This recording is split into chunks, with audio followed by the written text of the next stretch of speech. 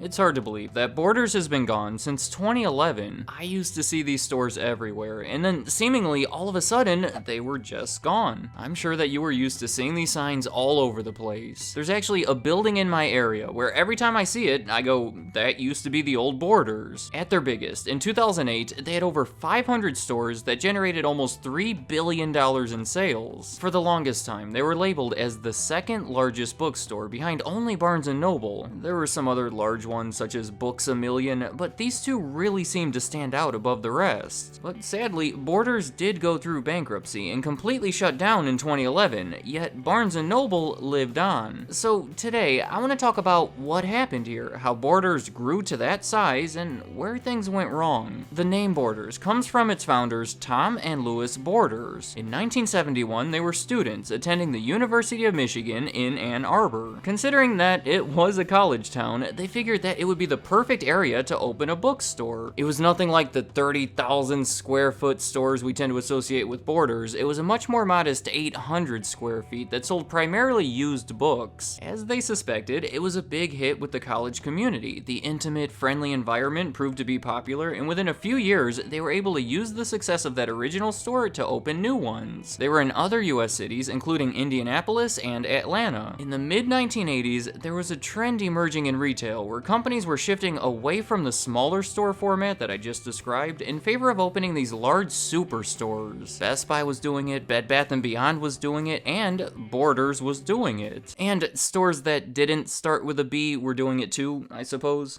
In fact, Borders is thought to have been the pioneer in the industry because they opened their first superstore before any of their competitors in 1985. By 1992, they had grown to 21 of these superstores located entirely in the Midwest and northeastern parts of the United States. Then in October of that year, it was announced that Tom and Louis Borders would be selling their entire business to Kmart. It was in exchange for an undisclosed amount of Kmart stock. Now, Kmart's reason for buying it is 8 years earlier, Kmart had bought a much different chain of bookstores called Walden Books. I say they were different because they were smaller, more traditional, and almost entirely located in malls. Kmart was looking to increase their involvement in bookstores, and this was a good way to do it. I also suspect that they thought the large store format was the way of the future, so this was their first big step in transitioning toward it. But they didn't stay together for long. Soon after the deal, Kmart combined the two bookstores into their own segment, which in 1995 was spun off into its own publicly traded company. It was called Borders Group, and this meant that Borders Group had an initial public offering on the stock market to where all the proceeds of it went to Kmart. Technically, Kmart did hold on to 13% ownership at the time, but that's not too significant because they sold that 13% to Borders just a couple months later, making them completely independent from each other. Once they were on their own, Borders started expanding faster than ever. $400 million in sales in 1995 grew to $2.8 billion by 2008, which was their peak. Now, let me talk about what made Borders unique and what made them so successful over this time. For one, the selection. It was unbeatable. They were known for having that book that you just couldn't find anywhere else. If you were looking for something obscure, Borders was your best bet because they had a wider variety of books available than anyone else.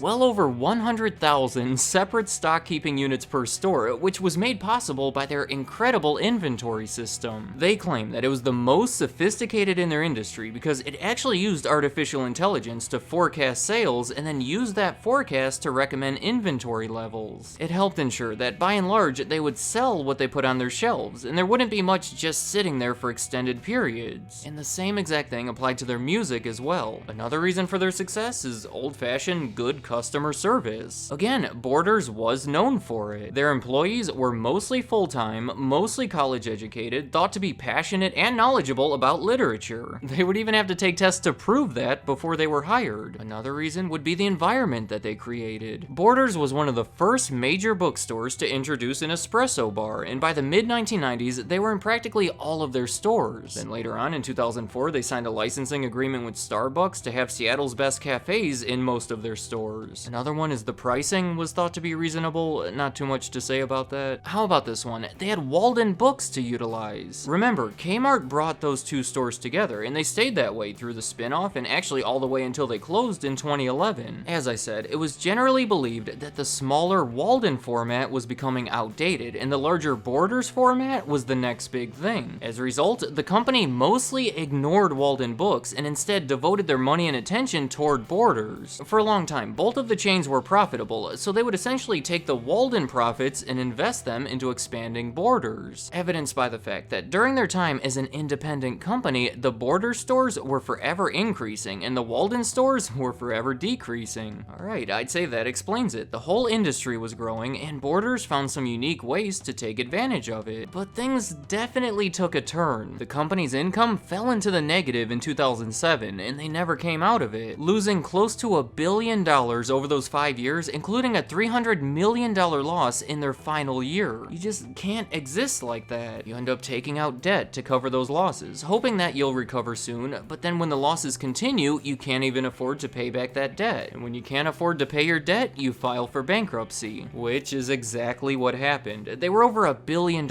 in debt, by the way, when they filed for bankruptcy in 2011. Initially, the plan was to come back from it, hopefully find a buyer to take it over. At one point, it was looking like Barnes Nobel might potentially make a bid for it, but none of it happened. By September of that year, all of their stores were closed, and that was the end of Borders. It's a sad ending, so let me try to explain what happened. And I know, the whole industry was having troubles, and the economy at the time wasn't helping things, but Barnes & Noble lived through all of it, as did many others, so I want to focus on the elements that are unique to Borders, and I have a few of them. Possibly their biggest one was their failure to utilize the internet. There's a few elements to this, but in short, they first launched Borders.com as an online store in 1998, which was already a little slow compared to their competitors, and really, it was a disaster. In that first year, sales from the site were less than 1% that of the stores. It soon grew to 3%, but still, it wasn't too significant. On top of that, it was operating at a loss. It never made any money. I have to suspect that they looked at those numbers and said that it just wasn't worth it. So after 3 years in 2001, they essentially gave up on it and gave it to Amazon. It was officially a co-branding thing, but Amazon took control of the site, the inventory, the customer service, and essentially everything else. Just think about that. Borders had an effective way of predicting customer behavior. I don't know, maybe if they had taken all of this a little more seriously, they could have been what Amazon is today. Just something to think about. They finally reopened it in 2008, but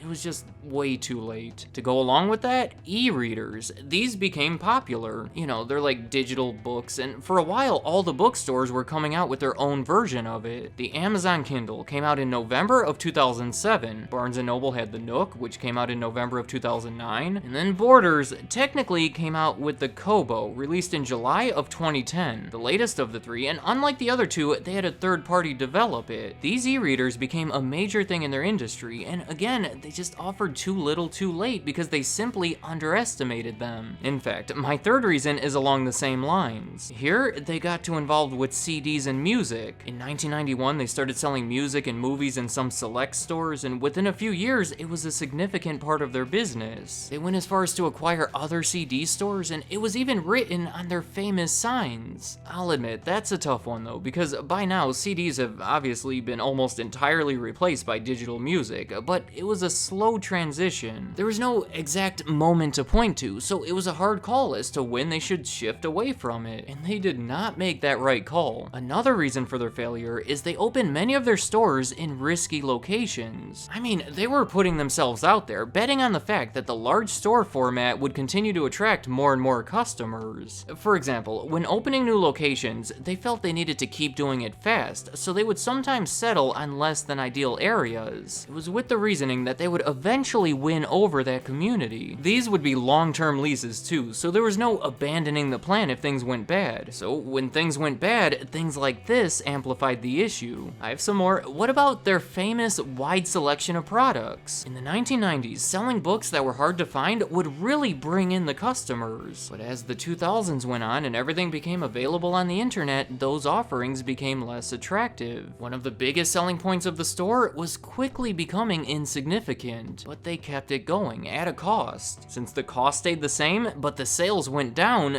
that did not not have a good effect on their income. Alright, I have one more reason that's a little more speculative, but I thought I'd throw it out there. The customer service. That was one of their big features when they were successful. Remember, mostly full-time, college educated, all of that. But by the end, I think it had shifted a bit. And it's not like I ever had a poor experience with them, but I suspect when they ran into money troubles, this was one of the places they started cutting corners. Maybe they could no longer afford to attract or train people at the same level. My evidence for this is that they most definitely shifted to a higher ratio of part-time employees. Maybe some former employees or customers of Borders can speak on this, but that's my suspicion. I think that explains it. Combine all these factors, and honestly, it's hard to see it ending any other way. Let me know in the comments, were you a Borders customer? A lot of the figures suggest that some of you stopped shopping there before they closed, possibly around 2009. If that's the case, what made you start going there and what made you stop? But realistically, even though it is lower, they did have billions of sales when they shut down. So if that's the case, were you shocked to hear the news, and how did you respond to it? As I always say, this hasn't been a complete list of reasons for their failure, but rather a list of reasons that I perceive to be the most significant. If you have more to add to it, please do so, and any other thoughts about Borders, leave them in the comments. I'd like to hear what you have to say.